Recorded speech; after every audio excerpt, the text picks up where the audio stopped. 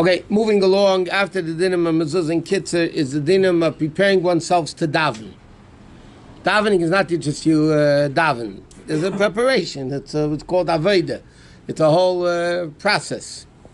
Okay, so the pasuk says like this: Hikein likras Elokacha Yisrael means Jews, prepare yourself to meet your Maker, to meet your God, basically, not to die. Prepare yourselves to meet Hashem. So the Gemara learns out from there what it means is you have to properly get ready for davening. Meaning, and this, by the way, people don't, this is a din Shulchan Aruch. For davening, you need to wear proper clothing. You can't daven in your pajamas or, in shorts or whatever. I mean, yeah, it's better than not davening. But the proper way of davening is to daven properly with proper clothing, like you would be meeting an officer or somebody like that. And even if somebody davens at home, they're not davening in shul. They're just davening by themselves at home. It's still an obligation to be dressed properly. And also, in the time of the Gemara, this pasuk teaches us, the Gemara learns out from this pasuk, that they had to wear a gartel.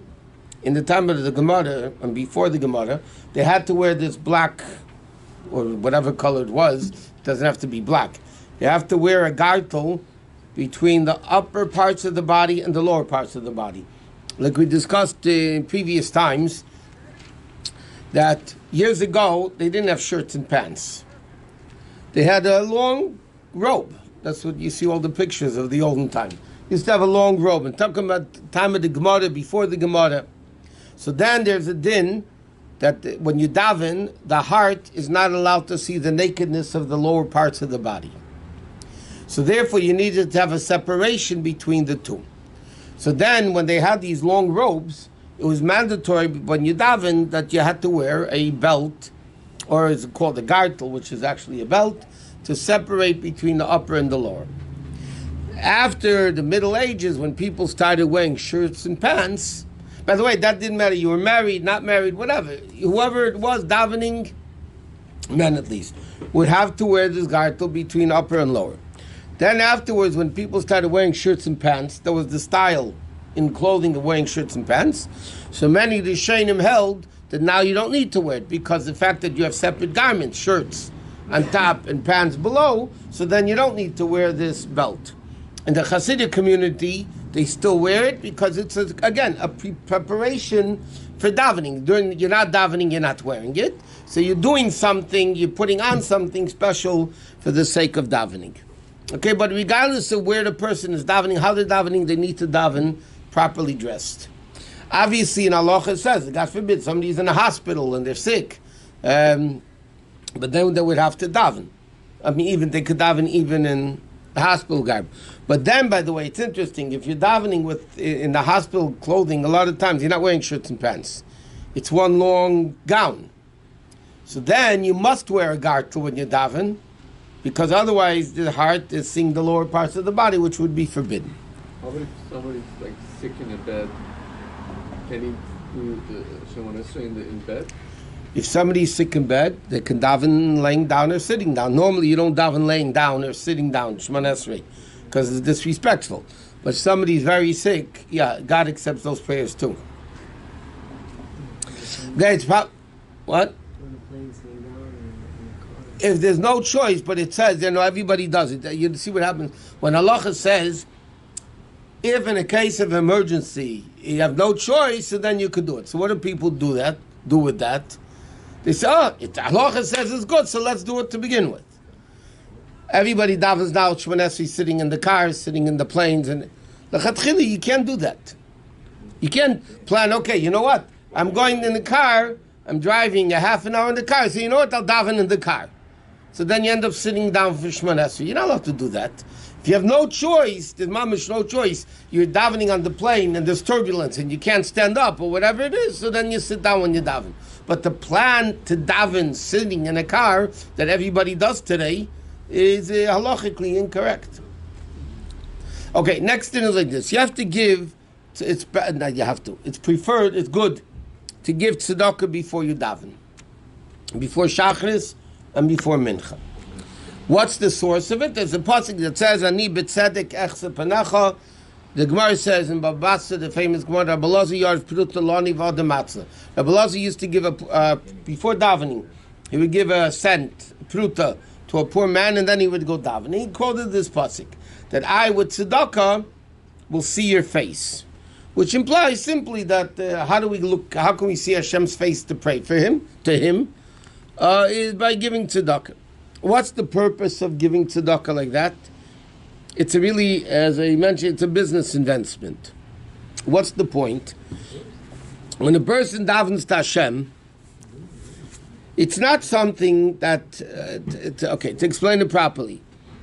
A guy works, he's on a job, he does his work, comes on time, leaves on time, does the work on time, then he comes for a paycheck. He says, okay, can I have my check?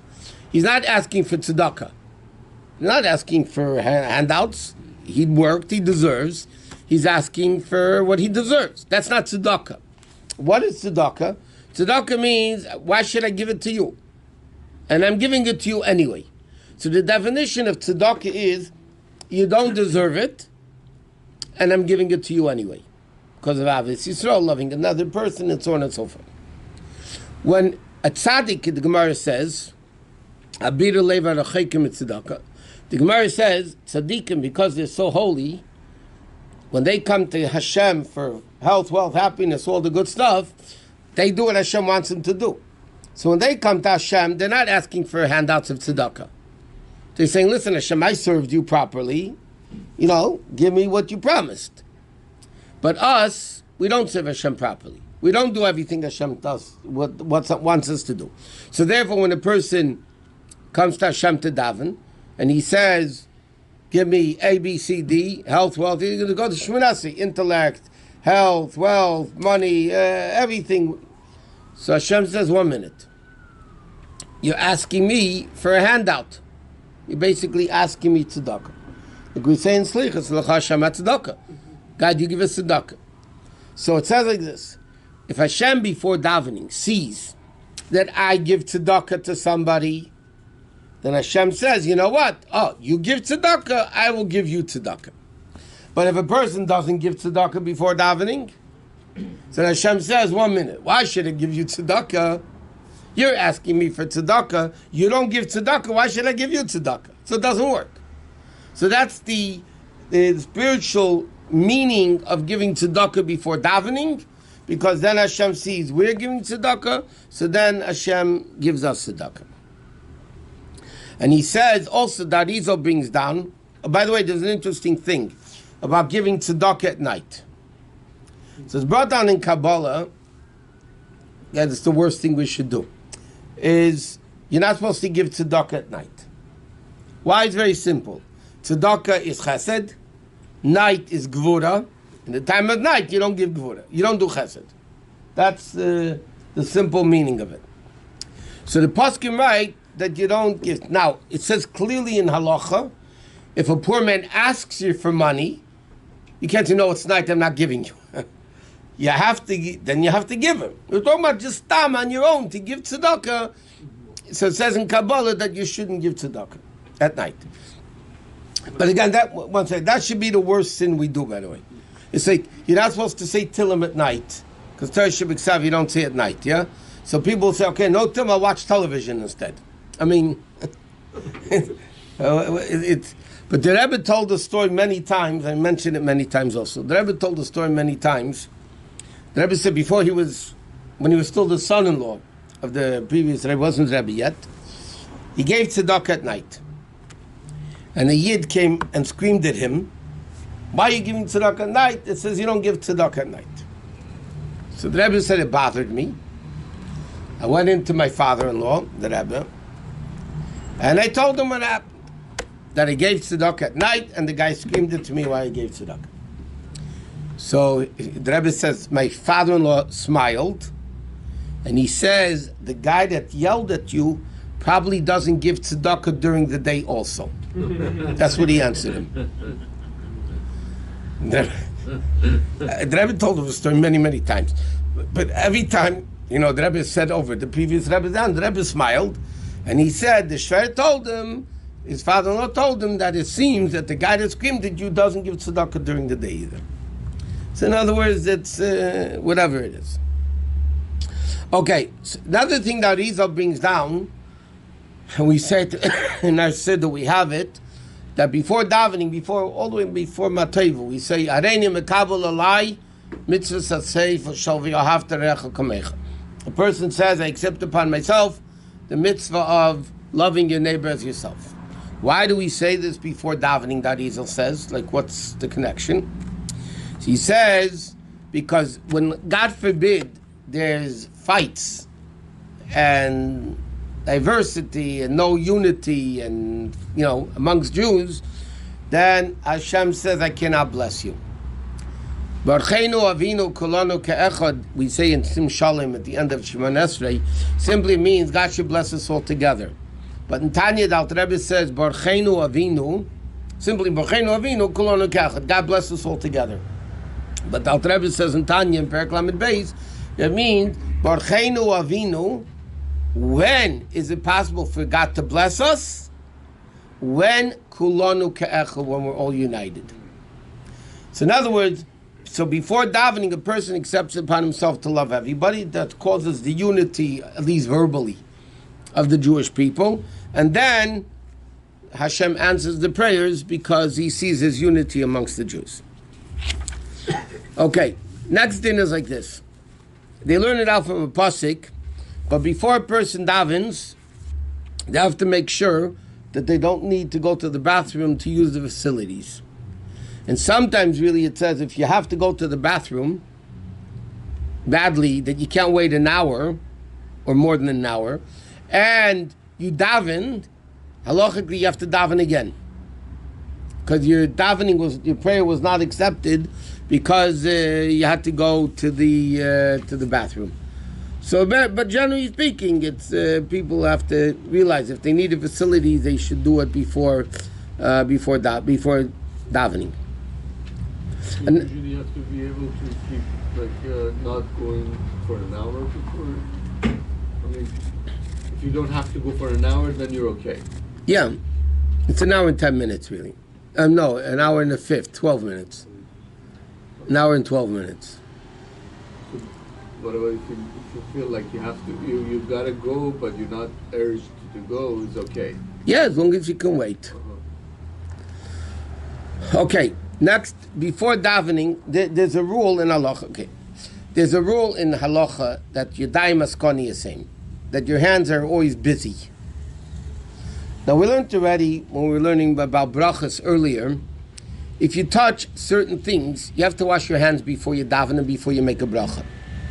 Like this, if you touch parts of your body that are normally concealed, like you touch inside your clothing, touch your skin inside your clothing, you scratch your hair, you stick your fingers inside your ear canal, because those parts of the body are covered, halacha says you need to wash your hands before you daven.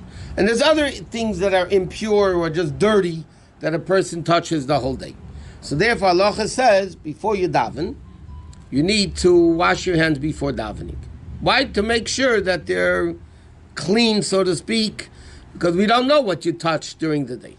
So let's say halachically, by the way, let's say you come to shul for mincha ma'ariv, and then you wash your hands before mincha, and then you're davening, and then you're learning, let's say, and then you daven ma'ariv right away. Halachically, you don't have to wash your hands, because for that amount of time, and you're learning and davening, so then you're careful what you're touching.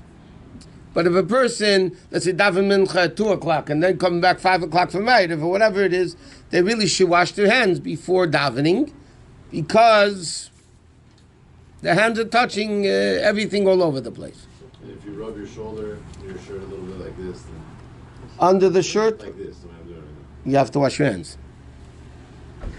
What about If you tie your shoe, you have to wash your hands. You touch your shoe, you have to wash your hands. Shoelace, yeah, shoelaces. I was thinking it before you brought it up. what about if you touch your tooth or something? No, that's not called. No, then you don't have to. Huh? Okay. In fact, it says, you have to wash, even if it's a long distance to go to the water, you have to do it anyway.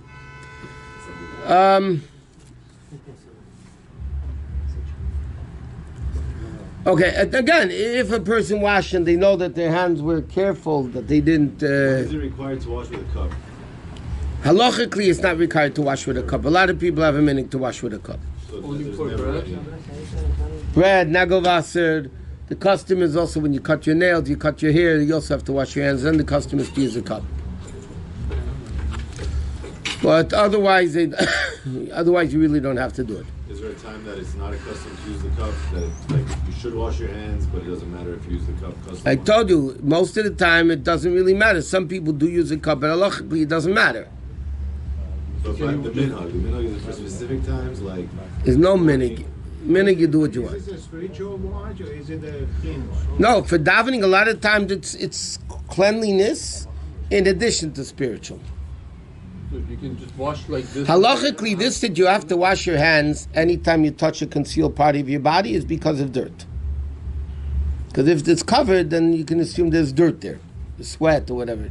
What's this idea of rubbing it on wood? Oh, so it says what happens if there's no water around. So then it says, b'chol mideh demanke. So if there's no water around, then you could rub it on a wood or earth or something like that, the stone, that to clean your hands that way. But that's only if there's no water around. that's too smooth. You have to wash, yeah. You do? Yeah, after a shower, you wash with the